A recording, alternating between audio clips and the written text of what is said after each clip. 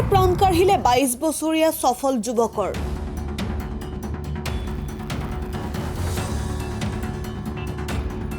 বাক্সাৰ পাখাৰমাৰাত চাঞ্চল্যকৰ ঘটনা পাখাৰমাৰাত সংঘটিত হৈছে লোমহৰ্ষক হত্যাকাণ্ড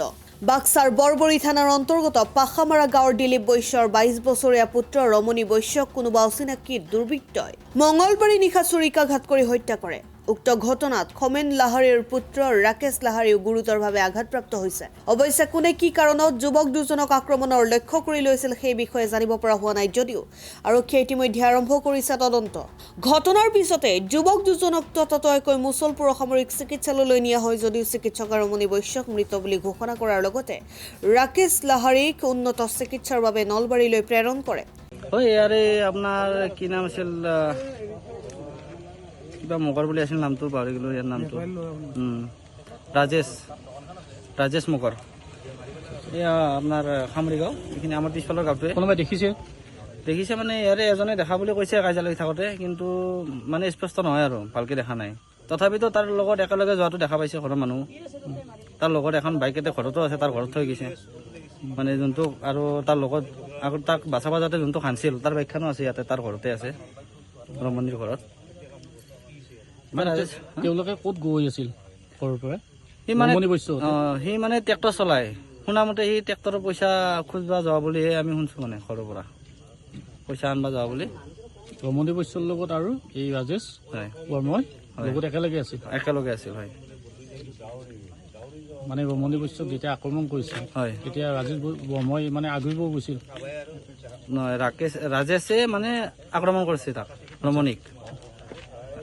ৰাকেশে গৈছিল তাক বচাব ৰাকেশ ব্ৰহ্মই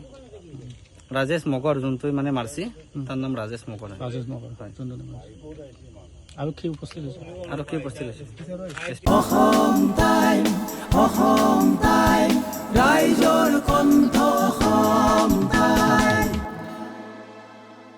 আপোনাৰ প্ৰিয় চহৰ নলবাৰীত নিজাববীয়াকৈ বসবাস কৰাৰ সপোন আছে নেকি চহৰৰ মাজমজিয়াত মাটি কিনি ঘৰ সাজি লোৱাৰ সমস্যাই দেখা দিছে নেকি সেই সমস্যা এতিয়া আৰু নাই চহৰৰ মাজমজিয়াত মাটি নিকিনাকৈ নিজে ঘৰ নসজোৱাকৈ এটা বিলাসী ঘৰৰ গৰাকী হ'ব পাৰিব আপুনি নলবাৰীত প্ৰথমবাৰৰ বাবে সেই সুবিধা আহিছে নলবাৰীত প্ৰথমটো ৰেৰাৰ দ্বাৰা অনুমোদিত আটকধুনীয়া এপাৰ্টমেণ্ট এতিয়া চহৰৰ গোপাল বজাৰত নিৰ্মাণ হৈ উঠিছে আটকধুনীয়া আহল বহল এপাৰ্টমেণ্ট তীৰ্থদ্বীপ এনক্লেভ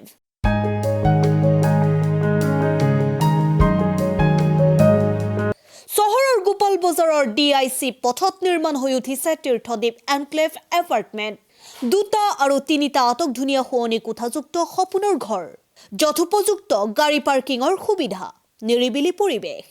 যাতায়াত আৰু যোগাযোগৰ উপযুক্ত সুবিধা আপোনাৰ সপোনৰ ঘৰখনৰ বাবে ন্যূনতম হাৰত বুকিং চলি আছে পলম নকৰি এতিয়াই যোগাযোগ কৰক 9706010636 আৰু 9954253864 নম্বৰত